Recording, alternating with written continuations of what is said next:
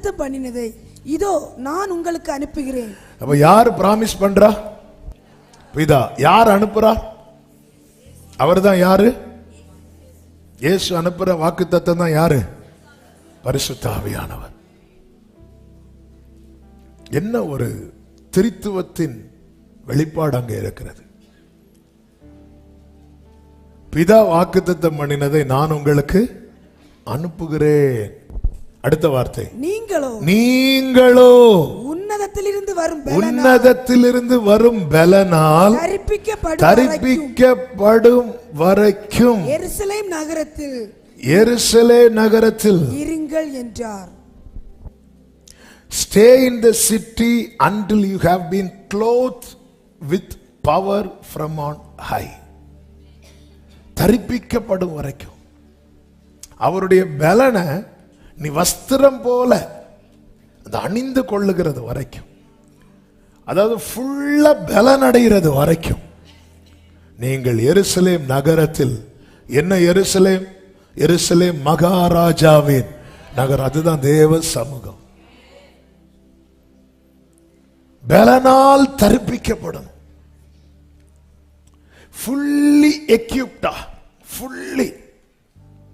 ஃபுல்லா ஒரு யுத்தத்துக்கு ஒருத்தங்க போகும்போது அவங்க அந்த ஃபுல்லா இவங்களை பார்த்தாலே தெரியும் இவங்க ரெடி ஆயிட்டாங்க யுத்தத்துக்கு. அப்படி நீ கர்த்தருடைய காரியத்துக்கு என்று உன்னை கர்த்தர் தெரிந்தெடுத்திருக்கிறார். உன்மேல் இருக்கிற அழைப்பு என்பது உலகத்திலிருந்து வந்த அழைப்பல்ல, உன்னதத்திலிருந்து வந்த அழைப்பு. எனவேதான் உனக்கு விரோதமாய் போராடுகிறான். ஒரு சின்ன விஷயமாகட்டுங்க, பரலோகம் உங்களுக்கு கொடுக்கிற 100 ரூபாய்க்கு சத்துரு வந்து தடைய அனுப்பான். ஆனா உலகம் அநியாயமா சம்பாதிக்கிறவன் ஈஸியா சம்பாதிச்சுட்டு போயிடும். பார்த்துருக்கீங்களா? ஏன்னா அவனுக்கு சேலரி போட்டு கொடுக்கறது யாரு தான்? சாத்தானா. ஆனா ஏன்னா அவனுக்கு தெரியும் துன்மார்க்கருடைய செல்வ பெருக்கை பார்க்கலாம் நீதிமானுடைய கொஞ்சம் நல்லது.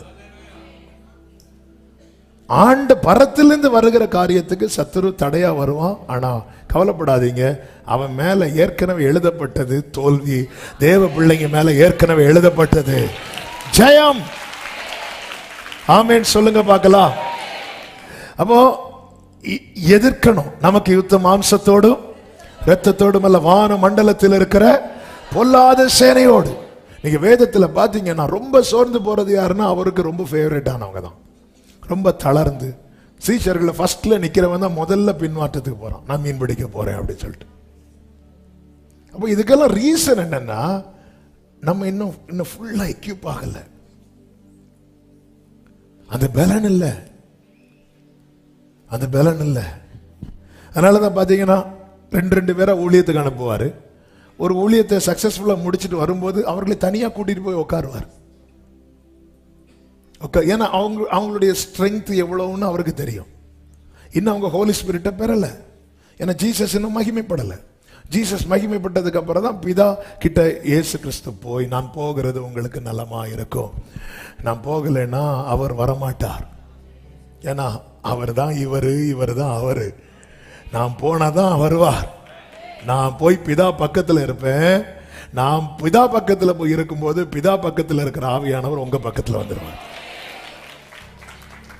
அப்போ உனக்காக ஆவியானவர் உனக்குள் இருந்து வேண்டுவார், உனக்காக இயேசு பிதாவின் பக்கத்தில் இருந்து வேண்டுவார்.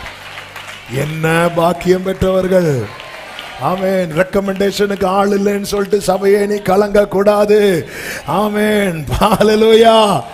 இயேசு கேட்டு, பிதா ஒருத்தர் கேட்டா மட்டும்தான் இதுவரை நோ சொன்னதே கிடையாது. ஜீசஸ் கேட்டா. ஆமென். எனக்காக. ஹல்லேலூயா. கர்த்தர் நல்லவர். கர்த்தருடைய நாமம் மகிமைப்படுவதாக. உன்னதத்திலிருந்து வரும் பலன், உன்னதத்திலிருந்து அந்த பலன் நமக்கு எதற்கு தேவை? ஒரு சில காரியங்களை வேகம், எல்லாம் தெரிந்த வசனங்கள், ஏற்கனவே பல முறை தியானித்த வசனங்கள், ஆனாலும் இன்று பேசும்படி இந்த வார்த்தைகள் நினைவிலே கொண்டு வரப்பட்டதனால. 1 அப்போஸ்தலர் 1:8 நமக்கு தெரியும், சாட்சியாயிருக்க. பரிசுத்த ஆவி உங்களிடத்தில் வரும்போது நீங்கள் பலன் அடைந்து எருசலேமிலும் யூதேயா முழுவதிலும், எல்லாரும் சொல்லுங்க முழுவதிலும், சமரியாவிலும் பூமியின் கடைசி பரியந்தமும் எனக்கு. இந்த வசனத்தை ஆண்டவர் என்கிட்ட சொன்ன எப்படி சொல்லுவார்? பரிசுத்த ஆவி உன்னிடத்தில் வரும்போது நீ பலன் அடைந்து ஆமென். சர்ச்சு தெருவிலும் நாகர்கோவில் முழுவதிலும், ஆமென், தமிழ்நாட்டிலும் இந்தியாவிலும் பூமியின் கடைசி பரியந்தம். அதாவது கர்த்தருக்கு கடைசி வர நம்ம சாட்சியா இருக்க நமக்கு எந்த பலன் தேவை தெரியுமா? உன்னத பலன். இந்த சாட்சியா இருக்குங்கிற வார்த்தைக்கு கொடுக்கப்பட்ட கிரேக் அர்த்தத்தெல்லாம் பார்த்தா நீங்க ஆமேன்னு சொல்ல மாட்டீங்க. அதுக்கு கொடுக்கப்பட்ட அர்த்தம் என்ன தெரியுமா? நீ இரத்த சாட்சியாய் மறிக்க வேண்டி வந்தாலும் நீ அங்க நிக்கணும். அதுக்கு உனக்கு என்ன தேவை தெரியுமா? தேவ பலன். சரியான மீனிங் அதான். எந்த இடத்துல கொண்டு போனாலும் இந்த சீஷர்கள் எல்லாம் இரத்த சாட்சியாக மறித்தவர்கள். நாளைக்கு என்ன ஆமத்து நிமித்தம் உன் கழுத்துல கத்தி வச்சாலும் நீ என்ன மறுதலிக்காம அறிக்கை செய்யறதற்கு உன்னை பலப்படுத்துகிறவர் தான் பரிசுத்த ஆவியானவர். அதை யாரெல்லாம் கேட்க சொல்ல தெரியுமா? மறுதலிச்சவன், ஓடுனவங்க. ஏன்னா இவங்களுக்கு எல்லாம் இயேசுவை ரொம்ப பிடிக்கும், ஆனா இயேசுவுக்காக நிக்கிறதுக்கு ஸ்ட்ரென்த் இல்லை. நமக்கு எல்லாம் இயேசுவை பிடிக்கும்லாங்க. இந்த 5 நாட்கள் வேற எதுக்காவது நம்ம ஜெபம் பண்றோமா? இல்லை, ஒன்லி ஹோலி ஸ்பிரிட் தானே. அதுக்கு இவ்வளோ கூட்டம் இருக்க இடம் இல்லாமல் இவ்வளோ கூட்டம் வரீங்கன்னா இயேசு அவ்வளோ பிடிக்குதில்ல. ஆனால் நிற்க ஸ்ட்ரென்த் இல்லையே, நிற்க முடியலையே. சில இடத்துல நம்ம நான் அவருடையவன் நம்மளால டிக்ளேர் பண்ண முடியலையே. நம்முடைய ஐடென்டிட்டியை மாற்றி தானே சில காரியங்களே நமக்கு செய்ய வேண்டி இருக்கிறது இல்ல? ஏன் முடியல? இது பலத்தினால் அல்ல. பலத்தினால் அல்லன்னா யாருக்கு பலத்தினால? நம்ம பலத்தினால் அல்ல, பராக்கிரமத்தினால் அல்ல. இந்த பேதுரு மாம்ச வைராக்கியத்தை பாராட்ட முதல்ல. ஆண்டவரே உம்மோடு கூட, பேதுரு சொன்னது உண்மை. இந்த மாம்ச வைராக்கியத்தில் 1 மணிக்கூர் ஜெபம் கூட பண்ண முடியாது. அது தெரியுமா உங்களுக்கு? நம்ம என்ன தீர்மானம் எடுத்தோம்? இன்னைக்கு இத்தனை மணிக்கு ஒரு ஜெபம் பண்ணணும். காலைல 6ல இருந்து சாயங்காலம் 6 வரை ஃபாஸ்டிங். எவ்வளோ போட்டிருக்கும்? 6 நிமிஷம் தாண்டி இருக்கா? மாம்சம் இது ரொம்ப முக்கியம். மாம்சம் பலவீனம் உள்ளது. சொன்னது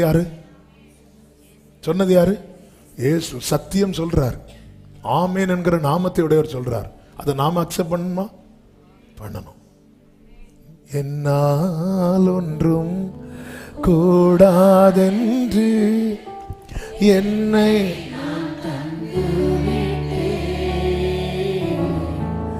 உம்மா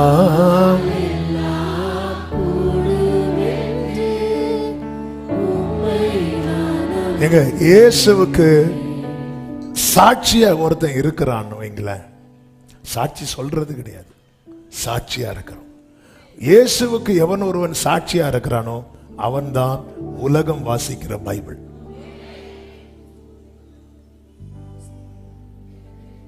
ஆமே. உங்க வீட்டில் இருக்கிற எல்லாரும் பைபிள் வாசிக்கிறாங்களான்னா தெரியாது, ஆனா உங்களை வாசிக்கிறாங்க. உலகம் வாசிக்கிற பைபிள். அதான் நீங்கள் கொலோசியருக்கு நினைக்கிறேன், அவரு தெரியல யாருக்கு எழுதுறாருன்னு, எழுதும் போது சொல்லுவார், நீங்க தான் அவருடைய நிருபமா இருக்கிறீங்க. என்னில் ஒருத்தங்க கிறிஸ்துவ பார்த்துட்டாங்கன்னா பைபிள் ஆயிட்டேன்னு அர்த்தம்.